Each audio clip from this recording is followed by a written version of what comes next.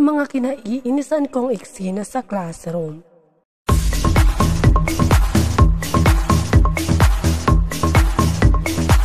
Super Serena.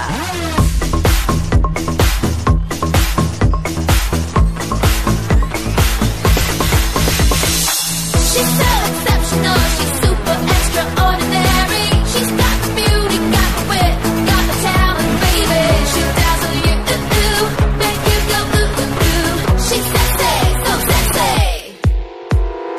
Super Serena, Super Serena, Super Serena. Unahin na natin yung classmate mong hindi daw nag-review pero naka-perfect. Pakopya ko mamaya sa quiz, ha? Lah, hindi ako nag-review. So, after your exam, isa lang yung naka-perfect. Miss Cassie Draguna, perfect ka. Lah, grabe naman yung hindi nag-review. Siguro nag-cheat yan. Yung pinapapasa na kayo ng assignment, kaso majority kayong wala.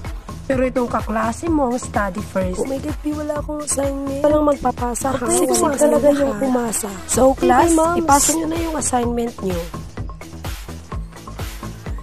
Ma'am, ito na po yung assignment Baka na, ko. kasi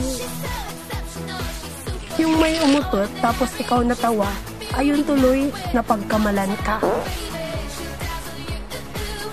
May umutot ang baho naman. Sino umutot? Oh my God, 1 month ba yan hindi tumae? Mag-CR ka na, te. Last but not the least, yung pagtingin mo sa row 3, saktong nakatitig din sa'yo yung crush mong Mr. Pogi.